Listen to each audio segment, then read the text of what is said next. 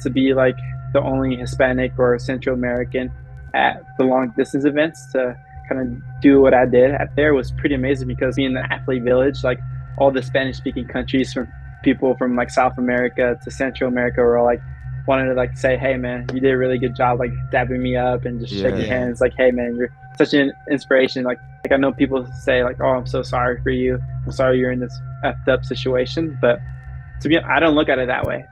To be honest, I didn't like the person who I was becoming, if I'm being honest with you guys. And I feel like I needed some change and I didn't feel like myself. And in terms of like not running, of course, but like just, physically and mentally. Are you saying that America is soft? Is that what Yeah, that's what I'm trying to say. Honestly. I'm Joshua Potts, Mr. Possible, always with the brother with the same mother, Aaron Potts, super hot Potts, and you're watching and listening to your favorite two black runners every single two black two. Oh, throw the twos up. Stay.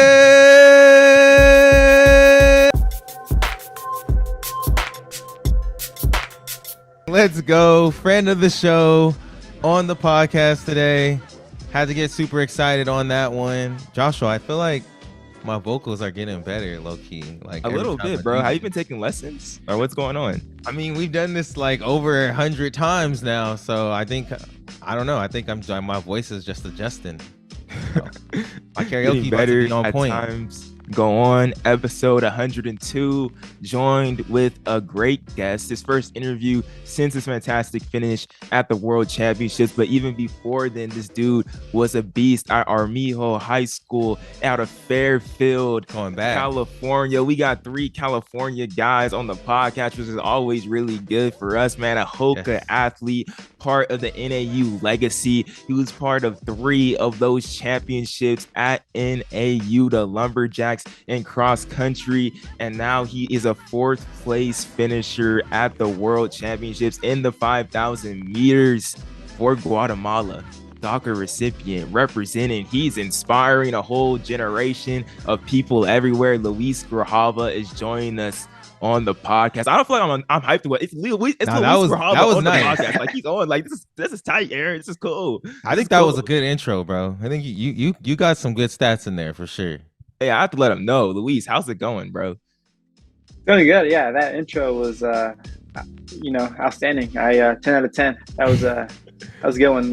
Your vocals are getting better, and like, yeah, you guys are really dialed in and tuned in. But I'm doing great. Just up in Flagstaff right now. Just still running and just hanging out. It's monsoon season in Flagstaff, so just trying to take coverage from the thunderstorms and the rain just coming down pretty hard. But doing good.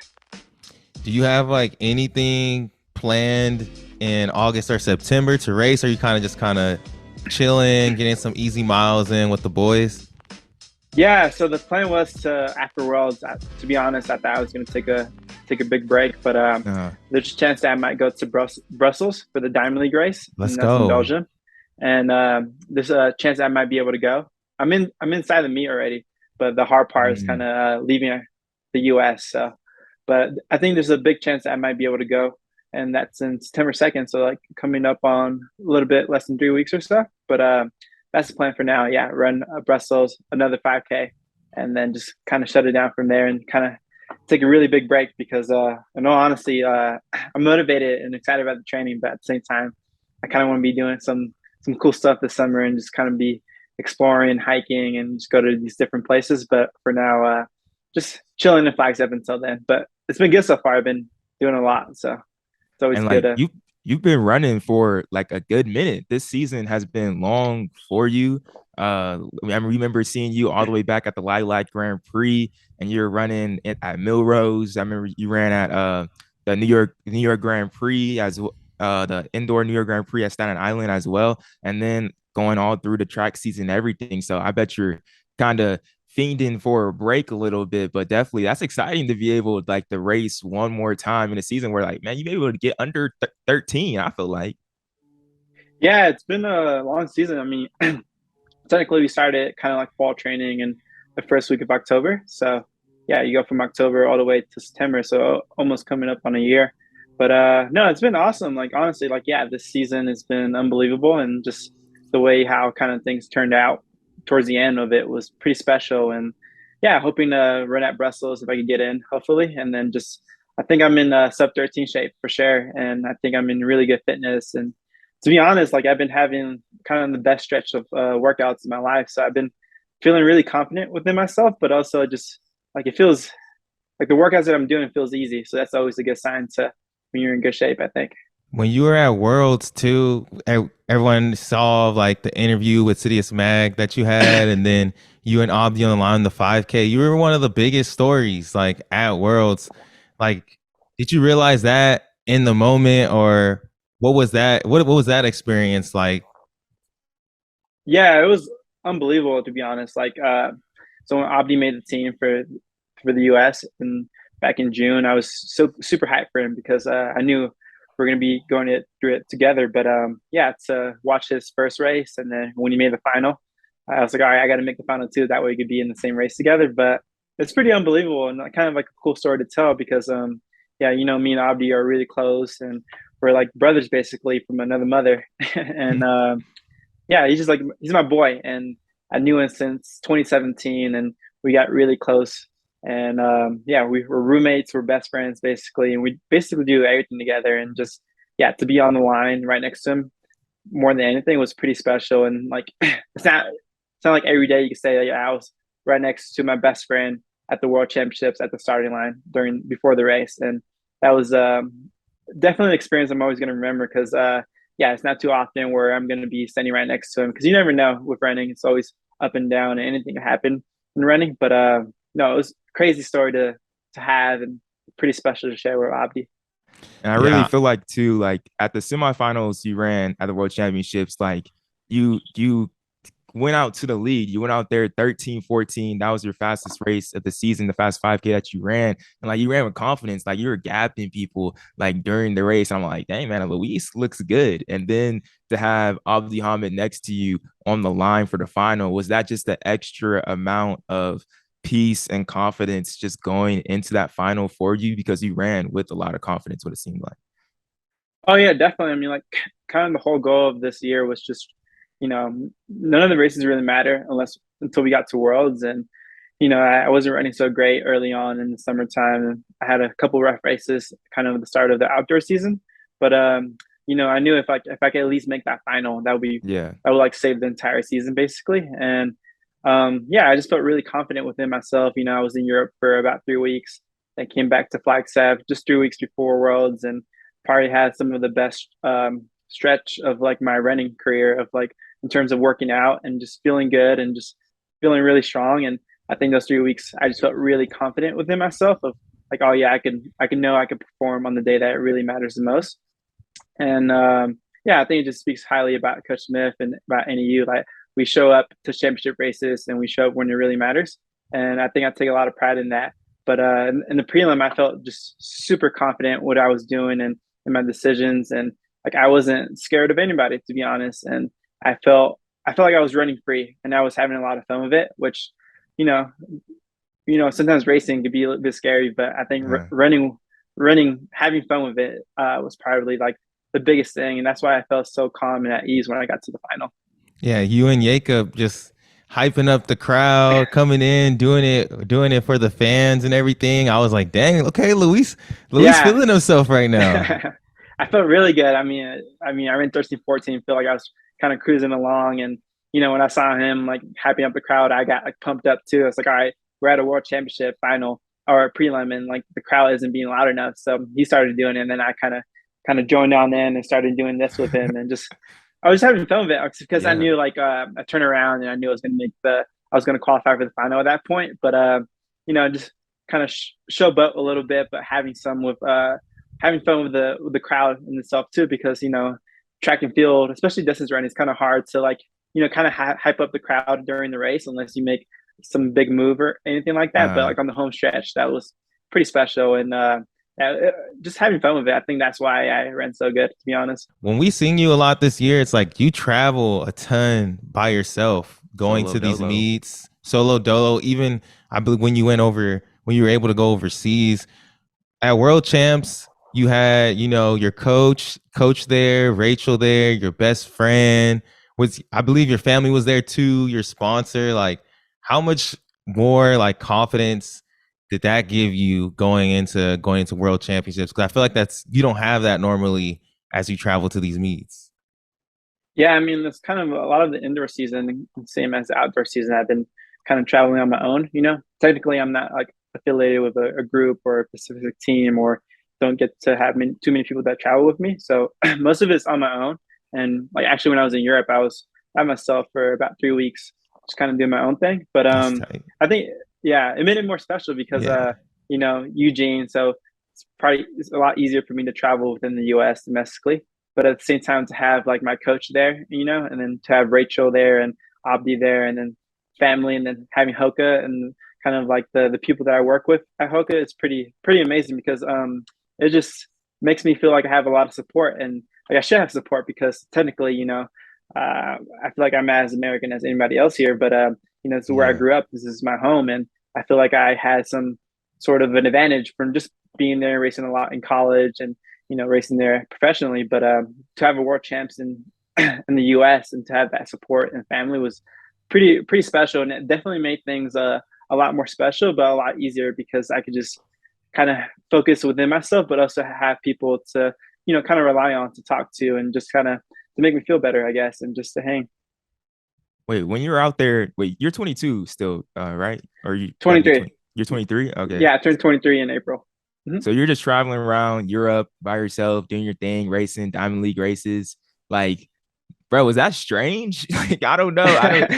For me right now, if I were to travel to like Europe, I I never feel like been to that'd be Europe. dope. Like, I'm on like, bro, I don't know, I'll be kind of scared. I don't know, just in case like something gonna happen. What do they do here? I don't know. I'm just curious about that.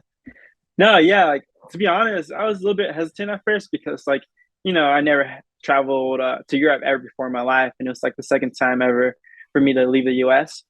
And at first I was a bit hesitant, but to be honest, I thought the experience itself was pretty amazing because Yeah. like how many times you get to say, yeah, I spent 3 weeks alone in Europe by yourself, Yeah. It's not like I Yeah. had my boy here or had friends here or had like a type of community or support there, I was on my own and kind of had to navigate with my life for 3 weeks. And I think that was amazing because, you learn so much about yourself in those moments of just, Mm-hmm. just spending that much time alone. And honestly, I'll tell everybody to do it because you learn so much from yourself and know what you want and what really matters to you. And it also it makes you kind of put yourself out there. I made a lot of friends in Yeah. Sweden, but in Norway, but if I didn't put myself out there, then I would have been all alone and never met some cool people that I met in Europe. But the experience was unbelievable. And yeah, it's crazy because I never thought like, yeah, I'll spend 3 weeks all alone by myself in a way. And, you race at these diamond leagues and you meet people, but at the same time, outside of these diamond league races, it's like you're on your own, basically. You're Mm-hmm. eating dinner on your own, you're training on your own, you're kind of navigating your life. But it's a good experience because, sometimes you have to like the person inside here before Yeah. you have to kind of discover who you really are. And I feel like when I was in Europe, I discover that. Is there one Yeah. thing that like you kind of discovered about yourself, just like personally, but like how you maybe interact with people or something that kind of sticks out when you're over there? Yeah, so I've been making a lot of changes in my life, and for a couple months, I didn't feel like I was being myself, and I Mm-hmm. kind of had to figure some things out, kind of out on my own. And to be honest, I didn't like the person who I was becoming, if I'm being honest with you guys. And I feel like I needed some change in my life. I needed to change some things up because, for a while, I felt I didn't feel like myself, and in terms of like not renting, of course, but like just physically and mentally. Yeah. And I felt like I needed to kind of improve some things and kind of work on things by myself in order to be the person who I want to be and be the person that I want to be to help excite people. And what I found out about myself is I love investing into other people more than investing in myself. And sometimes I think for a while I was being a little bit selfish and just kind of worrying about myself more than anything. But I found out that if I invest into more people, it Mm-hmm. makes me a lot happier, and I like the person who I am. And just like investing in some of the guys who are still on the NAU team, who I kind of guide them in the right path in the right direction, and just giving some advice to the younger people, or even just hanging out with the older people. But I found out that if I invest into other people more, it makes me feel a lot more special and better about myself. No, that's definitely, that's awesome. And I would love to, yeah, just traveling by yourself. I feel like it's cool because like it's all on you. Like you're saying, you get to decide and make every single decision. Yeah. And you can really look back at the decisions you make and be like, dude, that was me. That's what I wanted to do. Like I've never traveled. Me and Joshua neither. I've never traveled outside the country. I'm about to have my first experience going to France for UTMB with Hoka, which is gonna be sick. But when I was over in New York, Footwear News Awards, like the first half I was with people, but like the second half of it, like 5 days, I was just by myself in New York. This is my second time ever there, just walking around, doing whatever I wanted, like in a big city like that. It was a super cool. That was a really like cool experience, and I know what you mean. Like you feel like you level up a little bit, like in your consciousness. But like, do you feel like that was the result? Because you said you came back from that and you had some of the best training right after being in Europe. Do you feel like it was like the result of all the things that just like the experience of being in that other country and being by yourself for 3 weeks? Oh yeah, I feel like sometimes a lot of people think it's all physically about running, but it's also kind of mentally. And Yeah. if your life's in order and your life's in check and you're happy, then it's going to relate to your running. And I feel like when I was in Europe, I feel like I got happier and I learned so much about myself, and that kind of correlated to my running because I started working and investing in myself more and started doing things that are going to make me a better person. And I feel like that's like kind of the biggest thing that beats running, that beats any fast races. And for me to kind of take care of myself like that first and put myself first in that situation definitely translate and correlates to running in that way because you know if you're happy, I feel like if you're happy, you're running, it's going to be good. And I feel like I was a lot happier when I got to Europe or after I left to Europe and came back to Flagstaff and probably had like some of the craziest workouts I ever done at altitude at 7,000 feet. And like it felt really good, but at the same time, it felt really effortlessly. And it was hard, but I think just my whole entire mindset just shifted and I got super focused and I got kind of dialed in, kind of in the right moment to be dialed in. And I just got confident from the workouts, from the running, how it felt and how everything felt so easy that kind of it translated to racing. And at Worlds, I was having fun with it. I had fun. Part of the prelim was a lot funner because I was showboating and kind of out in the front, taking the lead and kind of doing my own thing. And the final is a little bit more stressful because it's more serious and you're trying to be the best you could possibly be. But no, that Euro trip just changed everything from a mindset shift. I think I got really excited about running, and if you get excited about running, you get really motivated about running, and that's what I feel like I got and gained in Europe. Do you feel like I'm sorry, I'm asking a lot of questions, but I was like, no, you're good. I was just curious, like, did it make you feel like more of a professional because you graduated college, you were able to go to Tokyo? It was a whole like, ordeal to get there, being a DACA recipient, but like you not being able to have that experience to travel, and then you go against international competition, and you're being an adult, like because like your whole life being out here in US, like high school you ran in the US, like college you ran in the US, you go into all these US type meets, but you're not getting the full professional experience if you're going out there. Do you feel like it like kind of shifted that mindset too a little bit? Oh yeah, definitely. Like just coming from a college program where kind of like the coaches and the people that work for the university kind of take care of you. They pick you up from the airport, they drop you off the airport, they have like an itinerary. It's like, all right, this is what we're going to do throughout the day, throughout the schedule, throughout the week. And then they kind of take care of you. So what I discovered is like, first year pro, I'm kind of doing all that to myself. I'm the one who's making that itinerary to myself and just kind of going with the flow. But no, I feel like I gained a lot of experience from these international racing because, honestly, racing in America racing internationally is so much different, to be honest. And the people, like, I think in America, I could do whatever I want in terms of racing. Like, I could cut someone off and they'll let me in. And Yeah. like they're nice, people are nice when I'm racing here in America, straight single file line, no one cuts you off. If I want to put myself in the front, that's possible. But what I learned from like these two Diamond League races that I raced at in Oslo and then in Stockholm, I learned that it's way, way, way more aggressive compared to the US. Like people are just so aggressive and people are running outside of lane two, but they're still running fast. It's like almost a sub 13-minute race for a 5K, right? But it's tactically a sub 13-minute 5K race, because people are trying to win the race. And like when I was in Stockholm, I'm running. Yeah, I think I came through 4 minutes at 1,600 meters for the 3K split, and like I remember this first 3 or 4 laps, I was just having to like kind of navigate my way and kind of like elbowing a lot of people and just kind of going around people.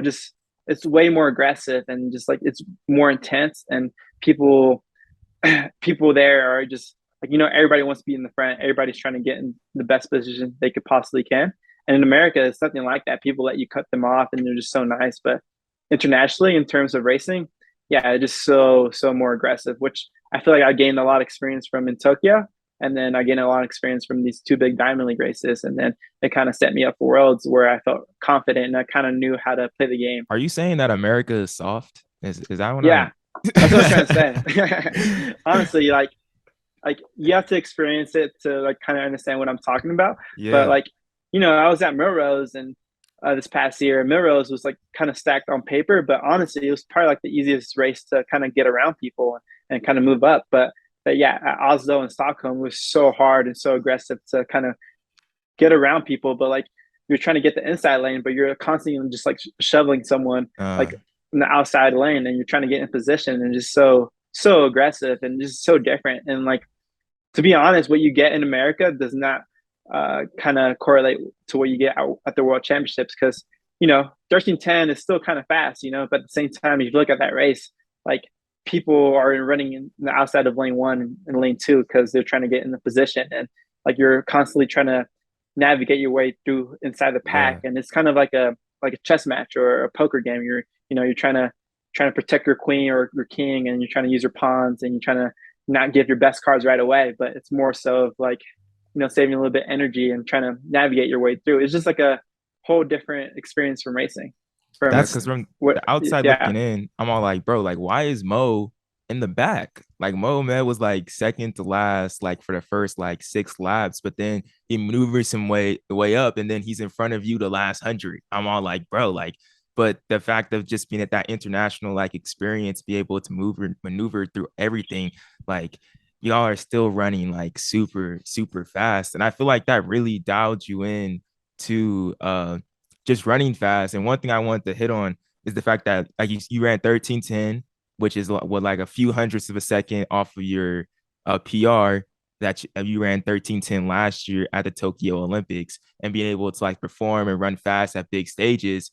And this goes back to Aaron, because me and Aaron, we've been having conversations on Two Black Runners and Running Report, because we big NAU fans. You feel me? We love NAU. But one thing I said about NAU is I said about 2 years ago, I'm like, Mike Smith, bro, I need more championships on the track. I need more championships on the track, bro. And then this year, this man Aaron, he was on NAU's head. He was all like, bro, I need Abdihamid to win that.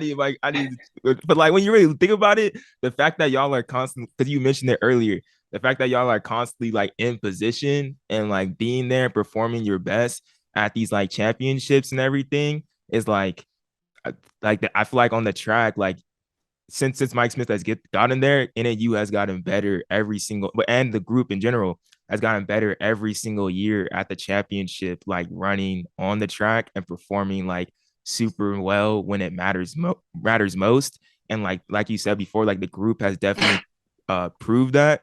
And the fact that you've been able like to run your PR at each championship that you've been in is like, that's a good streak to have for your first 2 years as running like a professional, Yeah, it's pretty amazing because the culture here at NAU, we kind of value to kind of performing when it really matters, and that's like at NCAA's, cross country champs or indoors or outdoor nationals, and we really take a big part in performing when it really matters. And I think that's the most important thing, because you could time trial, you could run fast, in the early season. But at the end of the day, it's like people don't look at the results. People look at the results at the World Championships, you know.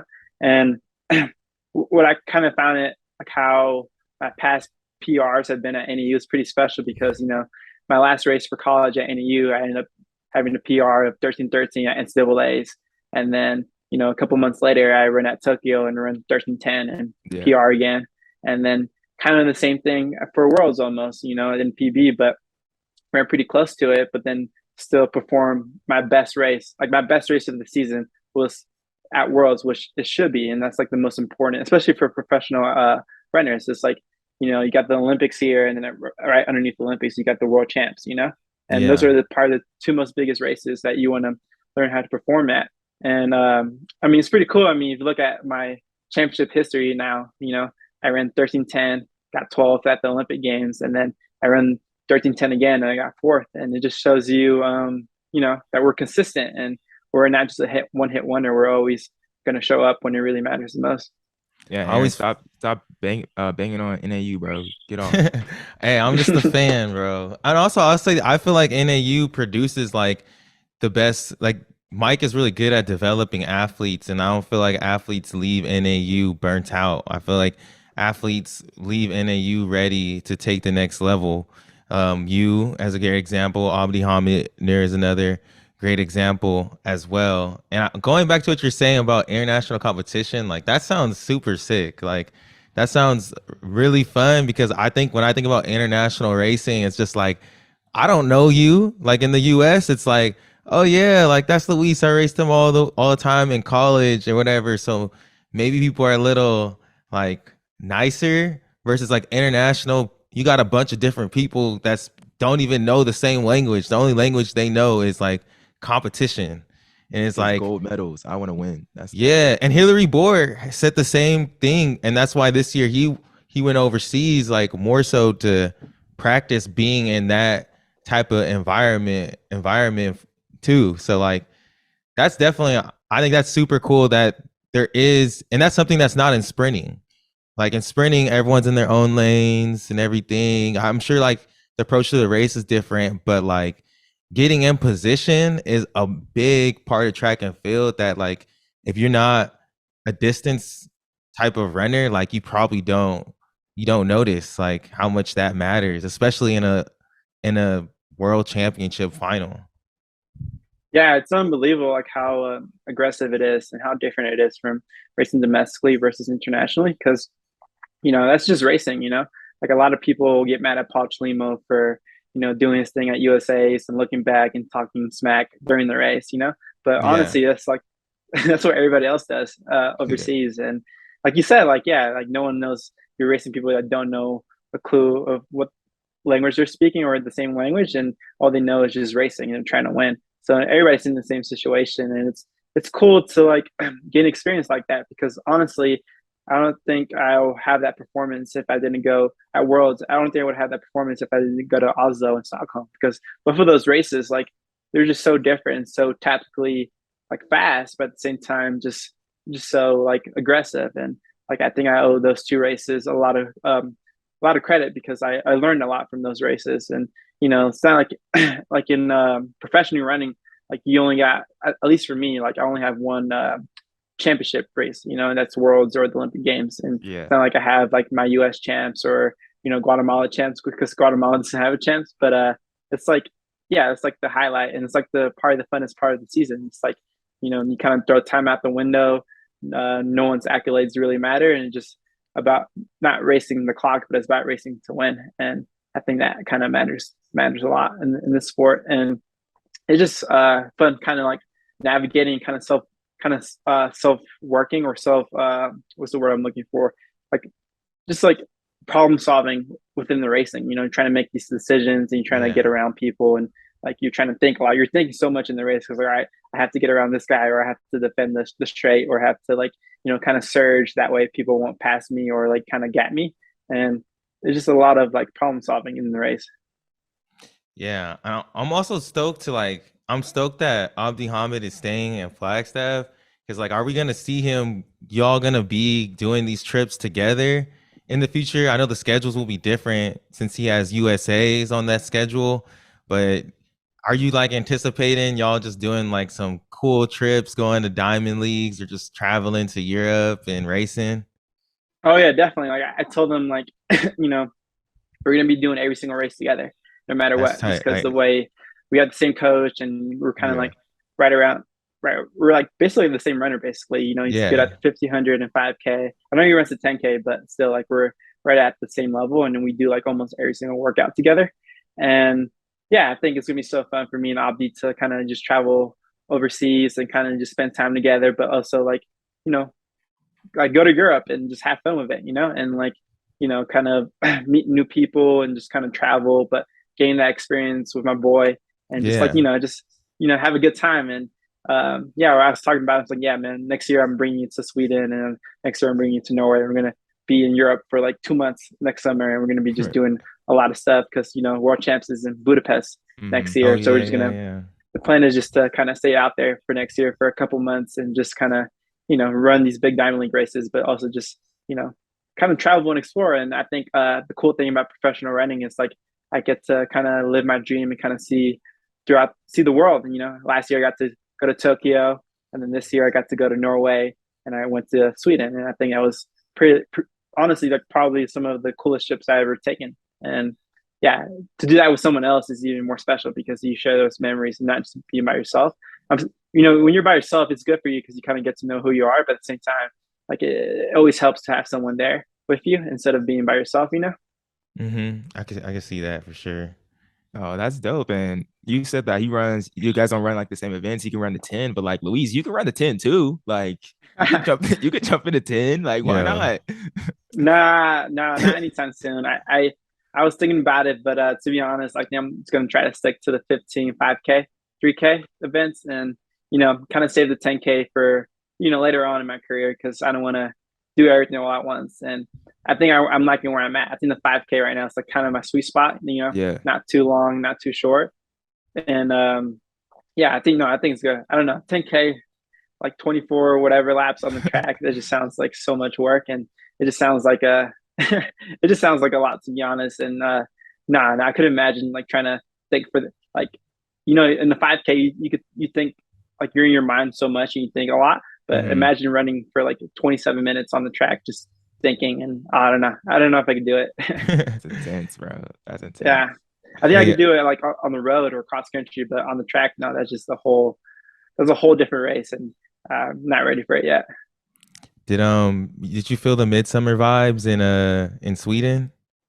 Oh yeah, dude, that was amazing. Yeah, I was there, and like everybody was telling me like, yeah, it's about to be Midsummer in a couple of days, and people are gonna like Oh, celebrate, and people are gonna barbecue. I'm like, what is Midsummer? So I like started talking to people in Sweden, and it's like the biggest holiday of the year. And it's not technically a holiday, but like people celebrate it, and they say it's way bigger. It's bigger than Christmas, you know, Wow. because in dang. Oh, because Scandinavia, you everyone's know, doing it. Yeah.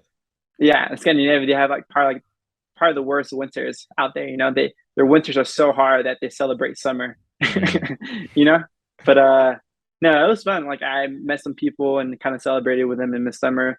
Like had a barbecue with them and just kind of did my own thing. You know, was swimming a lot in Sweden, which is pretty cool. But you know, I think the cool thing about exploring and going to a different country is that you kind of get to meet people and you kind of get to know the locals out there, but at the same time you kind of understand how they think really differently from people in America, and just like they have different you know, attributes, and just like the way they do things is a little bit different, and it's kind of cool having that like cultural understanding, even though if it's from a different country, and kind of knowing how they do things and how it could be different or pretty similar, but it's cool to, you know, get a different perspective on how people think. Global citizen, bro. You're a global citizen I'm now. trying to, man. I'm trying to see the world, but one step at a time, right? With that too, being all that, like you definitely are like inspiration. Being out there, fourth place finish, world championships, like that gives you the highest finish ever of any Guatemalan, like at the world championships, which is wild. And I think does something like that, being able to be the highest finisher ever for Guatemalan and shooting, I believe, for even higher for bronze, silver, and gold and all of that, like does that make it even more special, like to run with like Guatemala like across your chest, to be like that highest finisher and be that bearer in a way? Yeah, to be honest, like like I was struggling a lot this outdoor season, and I was kind of contemplating in my head if like, all right, am I even going to make the final? Throughout Mm, where I was in Europe, because it was really hard for me, and I just couldn't get in a groove, and I was struggling a lot, and like running felt hard at the time. But no, it's unbelievable. It's crazy to like think about. I got fourth in the world, and just like if you look at my outdoor season, like on paper, it doesn't seem like I'll get fourth in the world too with my PBs and just the races that I race. But it was unbelievable. Like, to be honest, like it still comes and goes, and like, oh crap, like I got fourth in the world. And sometimes I'm like, how the hell did I get fourth in the world? Like, how did this even happen in the first place? And but no, it's just a big I know I'm like a really big inspiration for Guatemala, but not just Guatemala, but for kind of like Central America as a whole for yeah. distance running. And I could kind of talk and say like, yeah, I'm probably the highest finisher kind of across Central America, at least for the distance events. And that's really big because I, hope to one day go back to Guatemala and kind of just inspire a whole new generation of people in Guatemala because, I think Guatemala could be really good in running in long distance because the whole country is at altitude. And if they have the same, like, like the US is like so good for like sports when kids are at a younger age in middle school, high school. And like if Guatemala had the same resources or kind of like change things and did things differently, then I think they will have like a whole wave of new distance runners. But no, yeah, my plan is to, go back one day and just kind of help inspire a whole generation of new kids. Cause like, in all honesty, yeah, it seemed impossible to, even make the Olympics last year to this year getting fourth in the world is unbelievable. But hopefully one day, like, you know, I'm not I said this a couple times, but I'm not an activist. But hopefully, like during my running, I could be like kind of like a role model in a way and kind of just inspire and help people as much as I can. And I know I'm not the biggest person to like kind of speak out and kind of tell them my values and the way I think, but running can talk a lot for me, and I think I'm gonna keep it for that for a while, and then maybe kind of do more along the roads. But for now, I think it's just one step at a time, and then my racing gets better, and then hopefully that helps out people too. Yeah, I feel you because I don't feel like with two black runners and stuff, I don't feel like I wouldn't say that we're activists either, but I feel like what you're doing is like at least laying down a blueprint for other people that are in a similar situation as you.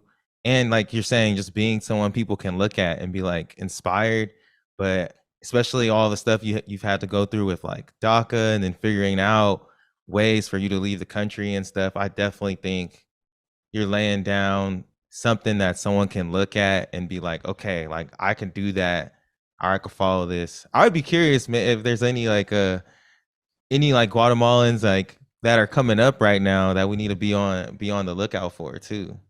Yeah, me too. I think at the World Athletics, we had 7 athletes in total that qualified, but most of them were in the race walk, like in the 20K and then 35K.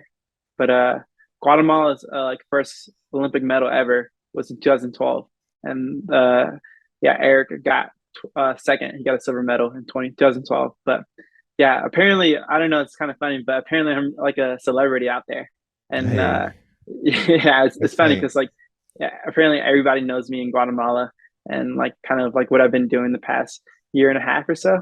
And it's funny because like people are always telling me like, yeah, you're so big, like everybody knows you in Guatemala. I'm like, yeah, I know, but like I never set foot there, so I don't know what's gonna be like when I get there. If it's gonna be like a whole like celebration or something crazy like that. But no, like I mean, they wrote a song about me, and like I'm always on all the news articles, and yeah, they wrote a song about me like last year at the Olympics. You know, you made it when you're in a song, a rap song or something.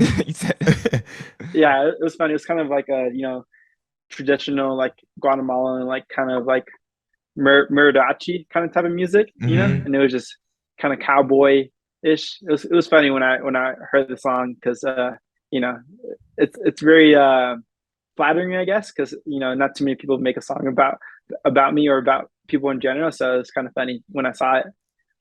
Yeah, that's crazy. You gotta look that up, Joshua. No, for sure, definitely. Gotta make a reel out of that or something. But yes, I think too, like what I was gonna say is like I think visually, like when you just watch the race, especially like the world championships, like just seeing you visually like in the race like inspires, because like there's 15 people on the line though.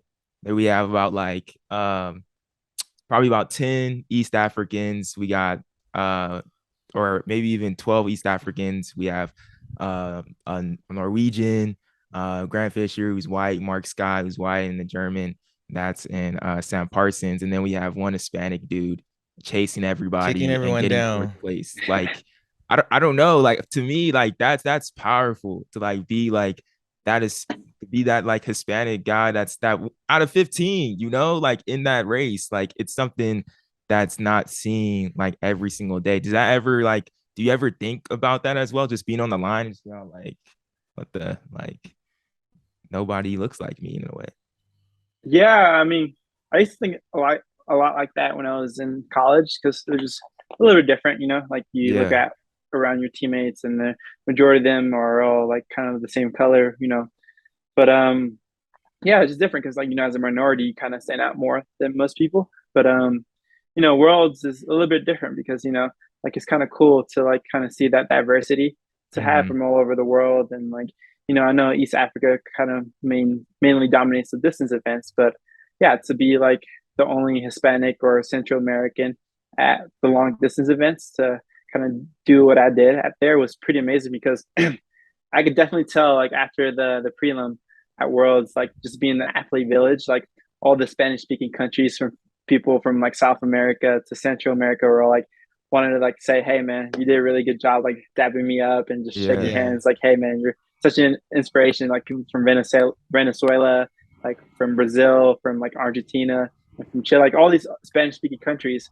And they just like, you know, they take notice and like, you know, I know if I was a little kid and like someone who really inspired me when I was a lot younger was kind of like Leo Manzano. Mm-hmm. And, you know, just because like, you know, for him to be like a Latin American, being Hispanic, it's a big inspiration because, you know, like, all right, if he could do it, then I could do it. If we could come from like a similar background of him being Hispanic and like me too, like it gives me hope and gives me inspiration. And definitely like when I was growing up, he was like probably one of my favorite runners, but just because he kind of, in a way, like looked like me, if that Yeah. makes sense. And I got inspired from him, and hopefully, I'm inspiring people that look just like me because, you know, hopefully they get motivated and inspired by me. And that way, I don't know, maybe one day they Yeah. could be in the same situation that I'm in. But like you said, yeah, like I think I was the only like Hispanic runner at the final. Mm-hmm. No, like you said, that's just powerful what you just said. Like Leo Manzano gets the silver medal, inspires you, and now you're doing your thing for Guatemala, inspiring people, and then there's gonna be someone else. They're gonna talk about Yeah. Luis and getting not I'm gonna say they're gonna talk about Luis getting the medal. They're gonna talk about that fourth place, and they're gonna talk about the whole story because you just have a crazy story from start to finish, from Well, Tokyo the to story the Worlds. story just starting. That's the Yeah, thing. to whatever's Yeah, next. So that's really cool. And that you're both at Hoka as well. Like, you know, you can't say representation. We always talk about representation, but really, like, that's a part of your story. So that's powerful. yeah. I mean, it's just starting too. You know, I'm like, I just turned 23 a couple months ago, and like, Yeah. running is the type of this long distance running. It's like the type of career where you know I can still PR when I'm like 33 or 34 years old if I'm running, if I'm healthy and all. But Be in the yeah, hopefully 10K I by can. then. Yeah, maybe 10K by then. But but yeah, I guess you never know, you know, and like yeah, just yeah, it's just pretty special. But I'm excited about it, and like I know the next couple of years, coming years are going to be really big, and you know, like you guys said, it's kind of just like the start of my running career. It's like kind of like in a way, like this is my rookie year, and I still have so much more that I can improve on myself and improve my running a lot and my capability. And I'm just like starting to scratch the surface and trying to now I'm realizing what I can do, and now I'm getting inspired, but I'm also getting a lot of confidence within myself, knowing that all right, just because there's a world record holder here, or just because there are Yeah. 3 gold Olympic medalists, like everybody got here the same way I did, and it just starts with a small little dream that becomes a reality, and you start realizing like, oh yeah, this is possible. Because to be honest, like yeah, you tell me like 7 weeks before Worlds if I can make the final, I'll probably tell you no. But yeah, it's crazy. Like I don't know how much Like if you keep dreaming, like it's just amazing what you could do. One more thing about world championships was the fact of I feel like you have really good rapport from like the people surrounding you as well. Like a lot of encouragement and just respect from the athletes. Like I was talking to Moh Ahmed afterwards in the mix zone. I don't know if you've seen this. I never got to post this clip, but they may have seen it from like a different interview. But I was just talking to the fact of like after the race, like he went up to you, like he like that, like he slapped your hand hard, bro. I seen him, and I was like, dang man, like Mo, why you slapped? So like, he was hyped though.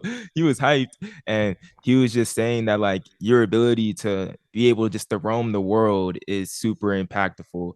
And he said the quote that he said from the when I was interviewing him as well. He's like, and I'm excited that you said the thing about Brussels that Mo said exactly to me. He said he should go over to Europe, maybe Brussels, hopefully try to get sub 13 or something like that. But he doesn't have that kind of opportunity because of status and he has to get permission several months in advance. And he was just saying, like he said straight up, it's effed up. Like that's what he said, just that whole situation. But it seems every single person that came through that they were talked about when they brought up your situation, like they were the encouragement and the respect and everything is like there. Like, how does it feel to be able to have that from like your fellow competitors that they're encouraging too, and other people are always like encouraging and trying to help you as well get to that next level as you help them get to the next level?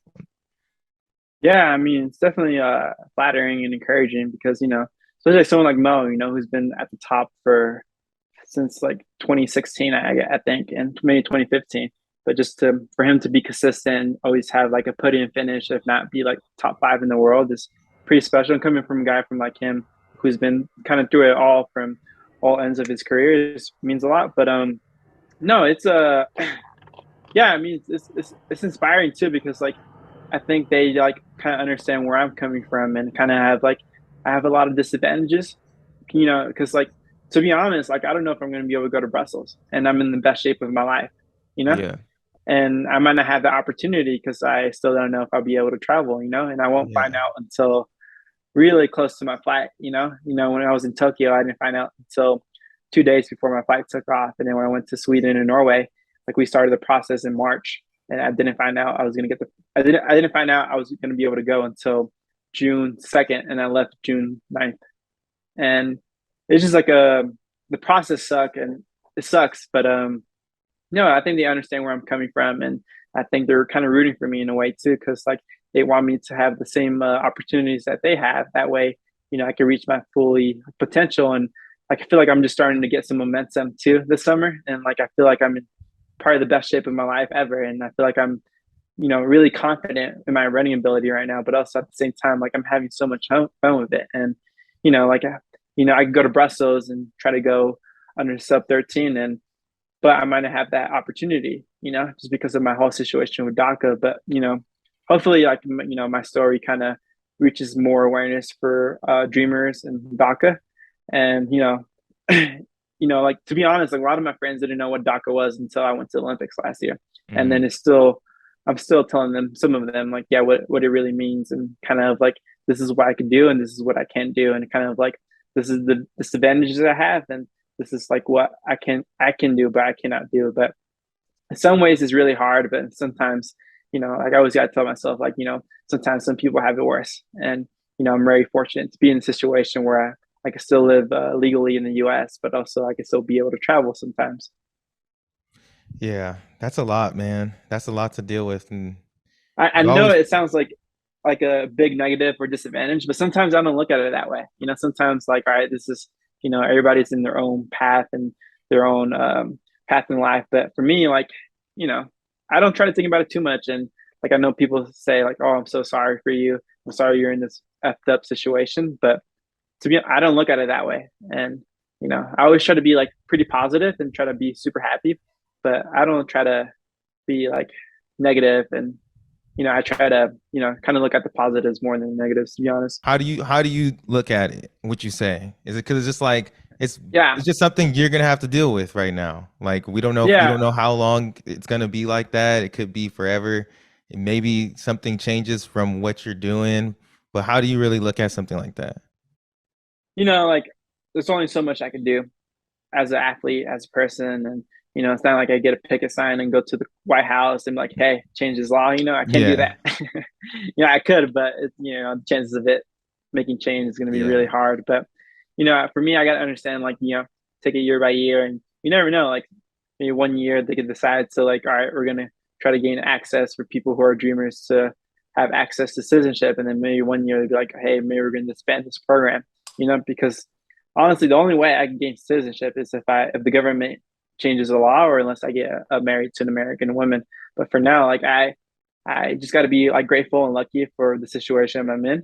I got to go to Tokyo last year. I got to go to Norway and Sweden this past year, or in the summertime, and there's a chance I might go to Belgium. And like, this is my home. The U.S. is my home, and I'm out here to stay legally. So that matters a lot too. And I'm not just scared for my life. I'm gonna get deported or not. I'm allowed to stay here. I'm allowed to do anything an American can do, except I can't apply for a green card, or I can't leave the U.S. without a special request. Making lemons out of lemonade. Exactly. People have it worse though. That's what I always tell myself. That's true. Yeah, it's crazy. It's a crazy situation, but you definitely overcame it and lift the positive side. And looking at just your first season being as like a full-time pro, I'm kind of just looking at like your races from last year. Like in 2021, you raced 15 times, and this year, like, you raced 12. And I often feel like a lot of times, like, people, when they try and figure out like their schedule, like, they end up racing like a little bit less. We raced about 3 races less this year. You may have one more race still, but like, race a little bit less, and just like the transition isn't as smooth as them, and just trying to get used to like being a professional. And we kind of talked this earlier of you just like you becoming a professional. I feel like also turned you into like you did more of an adult. You did more adulting like this year than ever before, but just like, how did the transition from like training really affect you, going from like 15 races, maybe a little bit less, but it seemed like you mimicked a lot that you did during the college season, I would feel like. Yeah, I didn't even know I raced that much last year, or even this year. But no, I think it's just different. Like, professional running, and it's just so much different from what it is in NCAA. Because in NCAA, you got to focus and worry about like being in peak fitness in November for cross country, and then you have that tiny little indoor season, and you're trying to be good in March, and then you're trying to be good in June again, and trying to do it the same all over again. What I understand is, from being a professional athlete, you kind of got to look at the fall kind of like your summer, like summer mileage. You're just hitting mileage, not doing anything too crazy, not doing anything too hard.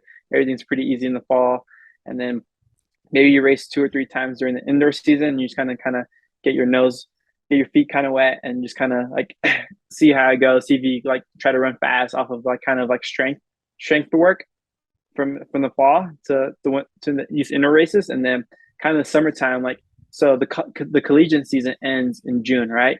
Mm-hmm. But the pro season doesn't end until September. So that's why you always get these college kids running fast, like in April, May, and June. And everybody's like, all right, where are the pros at? Like, how come none of them are running fast? But the pros are trying to peak for Worlds or the Olympic Games. But in all honesty, you're trying to go all the way out until the end of September, basically, sometimes. And it's just like a whole different process, like you don't have that many major championships. For me, in my situation, I only have Worlds as my big major championships. I don't have a European champs or US champs or anything like that. So that's really the main focus of the year. But no, it's just so different. Like, like I'm like, you're not racing as much, I think. And I think last year I didn't race as much because, I didn't have an indoor season because of COVID. And then we did cross country in March, and then I raced a couple times outdoor. But yeah, it's just different. And like what I found out my first year of being professional is like, kind of stay in your lane. Don't worry about what other people are doing, because it's so easy to get caught up into like what a million other different athletes are doing or pros are doing. Like this past year, like in Boston, where like people ran a really fast 5K. I was like, dang, I should have been in that race. But I know, like, if I stay in my path and not worry about other people, then I'll be fine. And if I stay in my lane, I don't need to worry about anybody else. But it's just so different. Like, yeah, you're trying to be good in July, August, September. You're not trying to be good in April, May, and June, basically. Is there any difference between Mike Smith, the college coach, and Mike Smith, the pro coach? Like, is he a little bit tougher or expect more out of you now? It's like, hey, bro, you got your degree, you're grown up. Like, Come on, man. You gotta Yeah, be running it's faster in these 400s. Like, come on, Luis, you a pro. Like, not, to be honest, not so much in the running terms or like workouts or anything too crazy like that, but it's more so of like our relationship has definitely grown since college. I think it's different when you're a college kid and you're NCAA coach and you have to like follow all these rules and whatnot. But I think it's just our relationships definitely has grown this past year. But he also gives me like a lot of freedom. I think we meet 3 or 4 times throughout the week, and I get to decide, when I want to meet, but also I get to run with anybody who I want in Flagstaff. And in Flagstaff, there's so many runners, and I get to, I don't need to be somewhere specifically at every single day. I get that freedom that he allows me to have to kind of do my own thing. And he's kind of a little bit more lenient. And, I'm 23 years old. I'm practically, I am an adult, technically. I'm a grown man, basically.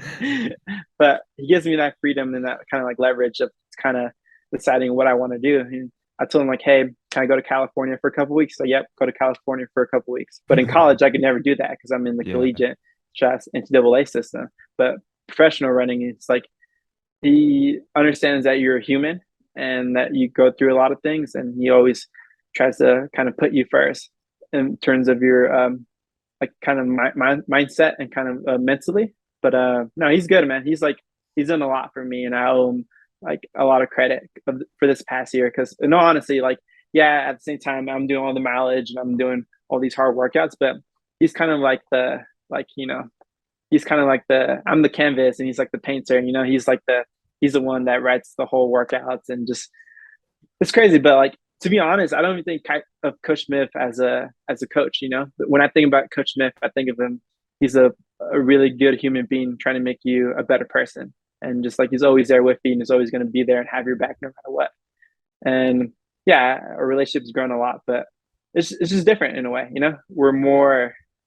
I think it's more personal than what we were from college to now.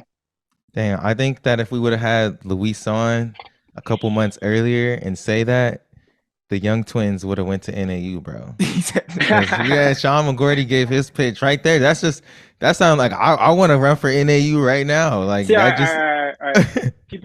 people don't go to NAU just because they want to be the fastest runners. I mean, yeah, you could be fast, but in all honesty, I didn't go to NAU because I thought Coach Smith was going to make me the fastest runner. I went to NAU because I felt like Coach Smith was going to be there for me all the time, and it's going to make me a better person and help me grow up in a way.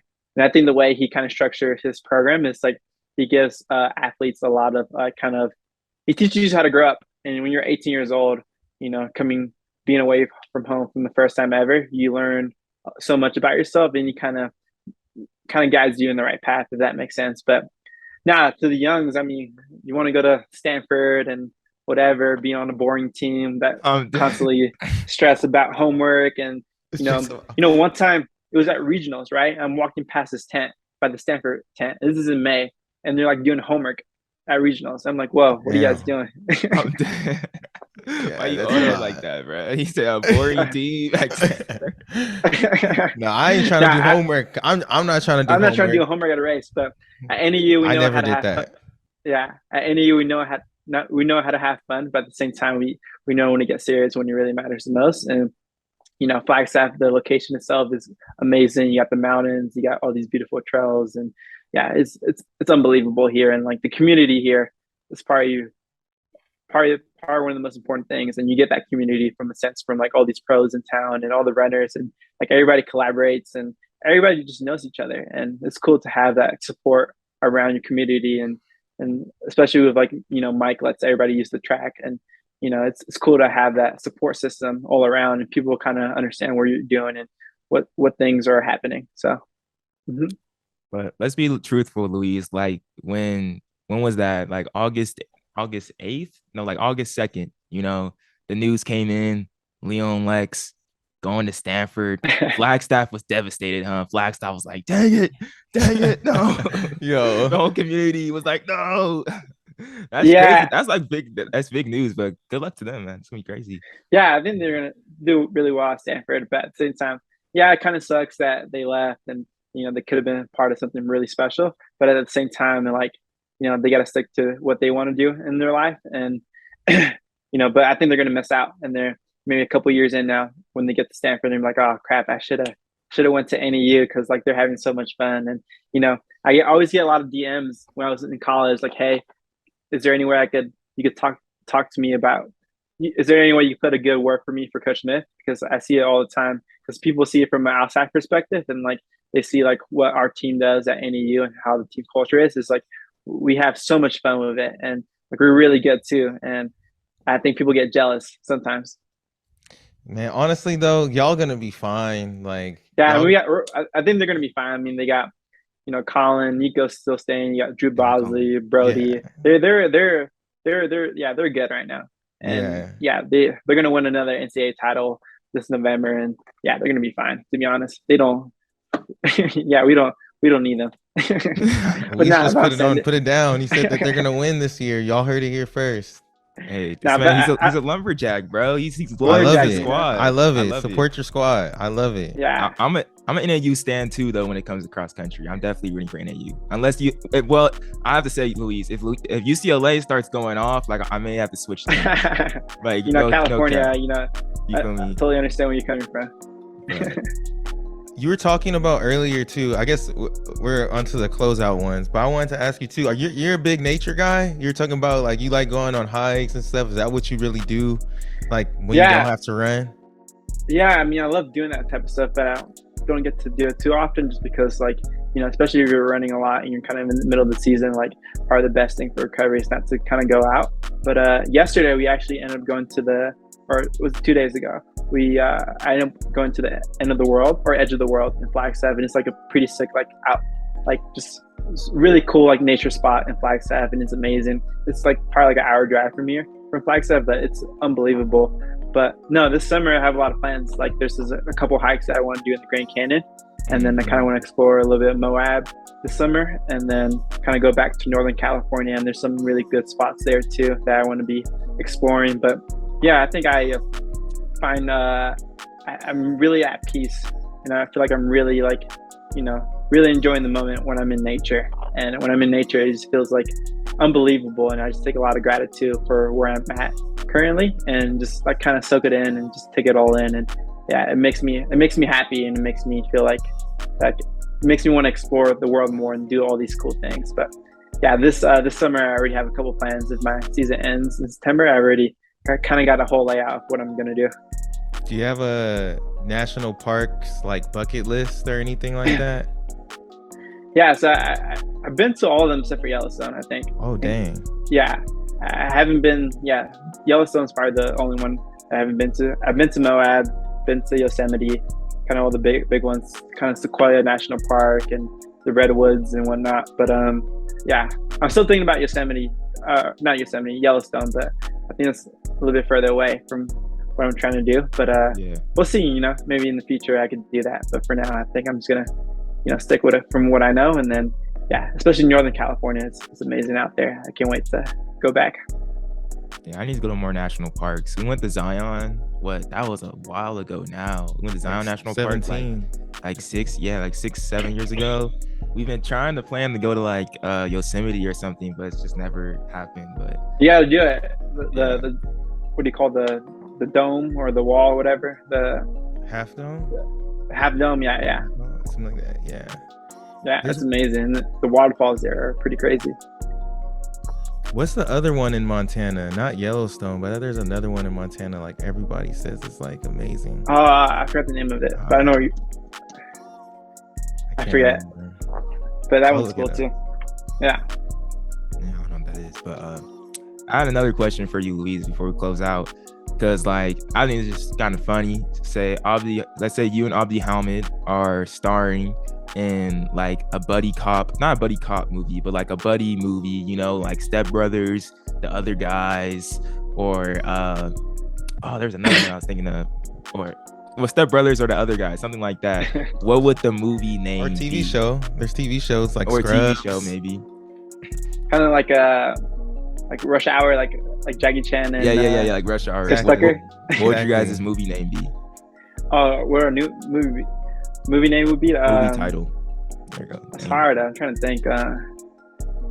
we got nicknames, but I feel like for a title, I feel like it has to be something pretty funny that kind of talks about our personalities, but people know what we're talking about. But I'm stuck, to be honest. I'm trying to think right now. Maybe let me give you a location to try. Let me give you the story. Is we try to we have a nickname for our team, our unofficial team, but it's Death Row Records. Death Row Records. Yeah, you know what I'm talking about? From yeah, we know. So you about to drop? So y'all about to drop an album? That's what I'm hearing. Exactly. You know, I'm just curious. Who's P Diddy in this situation? Who's P Diddy? What's Suge Knight. Suge Knight is Mike Smith. Yeah, no. Suge Knight's Mike Smith, because Suge Knight does all the dirty work, so we'll leave all the dirty work for Mike. And then are you is someone Dre? I'll be Snoop. I'll be Snoop. Yeah, I got the long hair, makes sense. And then Abdi's Tupac, but he's dead. I don't know if that changes anything, but yeah. No. So our album's gonna come out pretty soon, and stay tuned. Like, who is Bad Boy Records? Like, when like Suge Knight's up there, you have your producer all up in your videos and everything. That's what I'm curious about. Who's the rival group? But you don't need to. Who's the rival group? Release that information. If you look at all the America's distance running teams, we basically beat them all at Worlds, in a way. I would say y'all did good. Yeah. Yeah. No. Yeah. Right. I feel like yours rivals. I'm gonna make this. Your rivals is Cooper and Cole, because they're the other like best friend, and they're in Oregon. Y'all are in at NAU. That's what I can see is like they're the other two beloved pair right now. Okay. I feel like I can see that makes sense, but y'all beat look them, at our though. Worlds. Yeah, we beat them. Look at our World's performance. Yeah. I'm just joking, but hey, it's facts. It's good to talk some smack every once in a while. For like next year, next indoor season, because I only raced Cooper once last year, and it's funny because or this past year, I think we raced the first race. It was at Melrose, and after that, we didn't see each other at all for the entire season. Because I did the 5K at Worlds, and you ended up doing the 1500, and he was like kind of different on a different timeline than I was, and I didn't race. It's crazy to think, because like me and Cooper, we've been racing since we were sophomores in high school, and we used to race each other every single weekend in high school, and then a little bit so often in college, to now we're both professional, but we only raced one time this past year. But it's cool. It's cool to have that.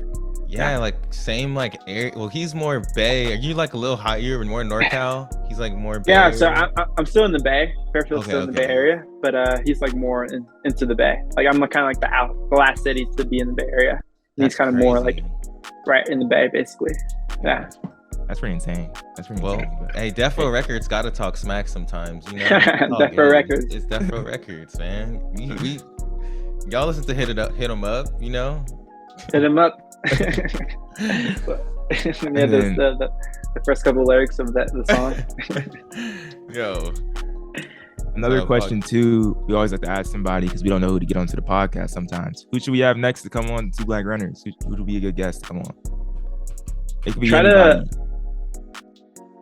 If it could be anybody. Do you guys ever have Mike Smith? We haven't had Mike Smith. That would be cool. I think you guys will have a lot. That will complete the trio. That would be a really good. That would be a really good podcast.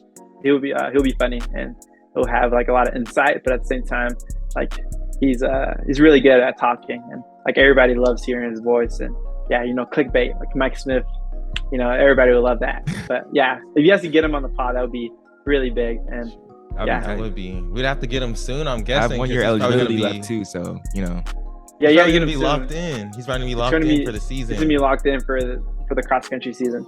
But I'm trying to think who else.